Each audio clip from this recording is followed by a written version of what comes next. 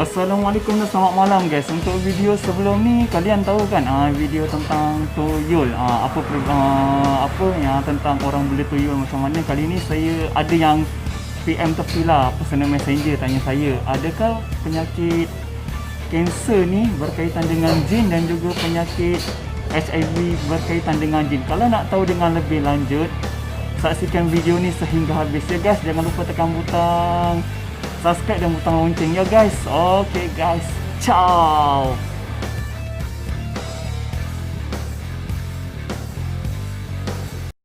Ya guys, untuk perubatan ni kan sebenarnya dia berbeza tau. Kalau kita tahu kan untuk perubatan Islam adalah satu perubatan yang berbeza dan perubatan moden adalah perubatan yang berbeza. Tapi kalau kita nak kaitkan jin dengan penyakit kan, cuma Nabi pernah bersabda lah. Di antara sabda Nabi adalah umatku takkan tersesat selagi mengikut dua perkara, berpegang pada dua perkara, yakni Al-Quran dan Al-Sunnah. Nabi pernah kata di antara penyakit yang berkaitan dengan jin adalah angin merah, yakni angin ahmad, ataupun dengan kata lain adalah penyakit stroke. Jadi kalau kita nak tahu kan, bukan saya nak kata apalah guys. Jadi kalau nak tahu di antara penipuan jin-jin ni apa semua tentang penyakit ni ada dalam ni, nampak ni rahsia mereka guys. Bukan saya nak apa kan. Tapi nanti kalau nak tahu saya akan uraikan satu persatu apa perbezaannya di antara sakit perubatan tradisional, perubatan Islam dengan perubatan moden guys. Ya guys, tentang soalan yang diajukan kan tentang HIV dengan sakit kanser, apakah ada kaitan dengan jin? Sebenarnya tidak guys. Kalau kita nak tahu kan, HIV ni kalau tak dirawat dia akan menjadi AIDS ataupun daya tahan demam badan, imunisasi manusia tak cukup. Itu tak ada kena mengena pun langsung dengan jin. Dan juga contoh kita ambil sebagai kanser lah, contoh macam kanser payudara untuk wanita, dia adalah ketumbuhan yang ada pada wanita. Jadi takkan kita nak kata benda tu juga jin guys. Tak, sebenarnya salah. Kita nak tahu kenapa ditubuhkan, kenapa diadakan perubatan moden, yakni untuk sakit-sakit moden. Kenapa ada perubatan Islam, yakni Darul Shifaa, Darul Ruqyah. Itu sebenarnya ada penyakit-penyakit yang tertentu kita boleh berubat cara moden dan juga cara Islam guys. Kita tak boleh campur adukkan benda ni guys. Sebenarnya konsep ni salah guys. Ya guys, sebagai contoh kan kita ambil salah satu dunia perubatan Islam. Dunia perubatan Islam contohnya lah macam orang ni ambil satu benda ataupun makan sesuatu lah yang bukan hak milik dia. Kemudian dia meracau ataupun histeria lah, meraung-raung apa semua, makan darah, makan daging. Adakah itu juga kita kata sebagai sakit moden guys?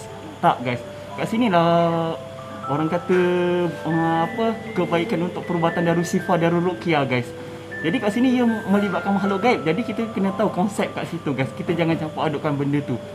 Jadi kalau kat sini kan contohnya kalau macam orang kena histeria, kena meracau, contohnya dia melukakan diri dia, ada kena hantar kepada perubatan moden guys yang mengatakan halusinasi, gangguan jiwa, tekanan mental. Tidak guys.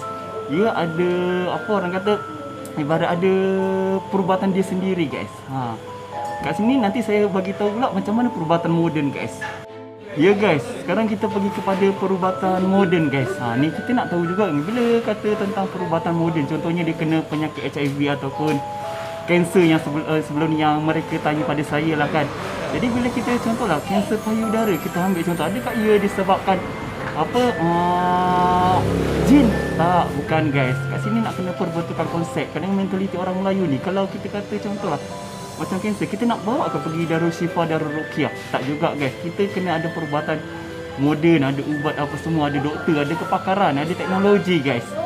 Jadi adakah kita nak ikut mindset orang Melayu yang dahulu? Katakan contohnya kalau sakit macam ni, contohnya payudara, nak kata hantu kopek atau hantu titik guys, minta maaf cakap nanti kena gam pula mulut saya.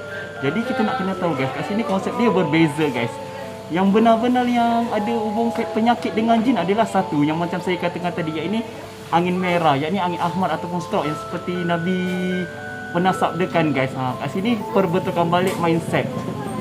Jadi kita tak boleh campur aduk perubatan guys. Contohnya macam kalian dah serasi ubat dengan ni, kalian ambil ubat yang ni, ubat yang tak sesuai untuk kalian. Bolehkah menjadi satu? Tak guys. Ya guys, kita ambil contoh sebagai perubatan Islam lah kan guys. Contohnya kalau macam orang ni macam hilang kewarasan lah, berlaku di sifat luar jangka manusia ni, contohnya makan darah, daging mentah, meracau-racau. Takkan kita nak juga kata ia sakit moden, tak guys. Sebenarnya dia ada dua konsep berbeza. Perubatan moden dengan perubatan Islam, dia berbeza. Kalau di Islam ni kita tahu kan Darul Shifa, Darul Ruqyah.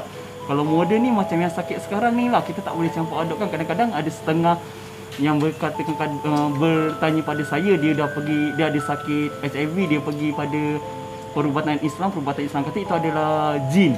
Itu sebenarnya salah. Konsep yang dikatakan jin yang kena dengan penyakit ni yang Nabi bagi tahu adalah angin merah, yakni angin ahmar, stroke. Kita tak boleh salah konsep ni guys. Saya rasa kan kalau jin-jin ni dalam Islam pun dah terbahagi kepada dua jenis jin, yakni jin Islam dan jin kafir. Saya rasa kalau jin Islam dengar pun mau, dia kata bila pula masa kena mengenai dengan aku. Nak kena tahu guys, jangan kita campur adukkan guys.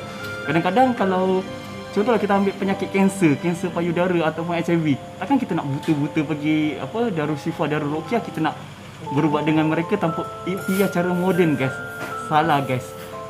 Contohnya dan juga sebaliknya lah, kalau kita macam kena rasuk ataupun histeria, meracau, takkan kita nak pergi perubatan moden guys. Salah juga guys. Kita tengok kat sini konsep penyakit tu macam mana guys. Kita tak boleh samakan ia sebagai satu konsep yang sama guys. Inilah kadang-kadang mentaliti orang Melayu guys. Jarang kan kita dengar orang agama lain kata contohnya sakit ni disebabkan jin, sakit ni disebabkan hantu, sakit ni disebabkan setan. Tak guys, tak semua sakit macam tu guys. Guys, daripada kata-kata saya tadi kan, bukan bermaksud saya menolak perubatan Islam, yakni Darul Shifa, Darul Ruqyah ataupun perubatan moden, yakni macam hospitality apa semua kan. Jadi kat sini bukan apa guys, bila ada yang tanya saya kenapa dia macam ada kena sakit HIV, lepas tu ada yang syorkan dekat perubatan Islam, pergi perubatan Islam tak baik juga, sepatutnya dah baik, dan juga kata kanser pergi perubatan Islam kata benda tu jin guys. Kadang-kadang saya tak sampai hati guys di antara soalan-soalan yang ditanyakan, yang diajukan. Jadi kat sini kita kena tengok lah daripada jenis penyakit tu. Tak semua penyakit sama boleh dikaitkan dengan jin ataupun dengan makhluk-makhluk gaib guys. Kita nak kena tahu guys konsep kat sini guys. Seandainya lah kan, contohnya lah macam kalian demam ke, contohnya sakit perut ke, adakah ia disebabkan demam tu jin? Adakah ia sakit perut tu jin? Tak guys, tak. Okey, itu untuk yang perubatan moden. Kalau untuk perubatan Islam, adakah ia kita kena rasuk, makan benda bukan-bukan guys, meracau-racau, meraung? Adakah ia juga perubatan moden? Tak guys, bukan maksud saya menolak guys, tapi kat sini kalian bezakan lah kat sendiri kan.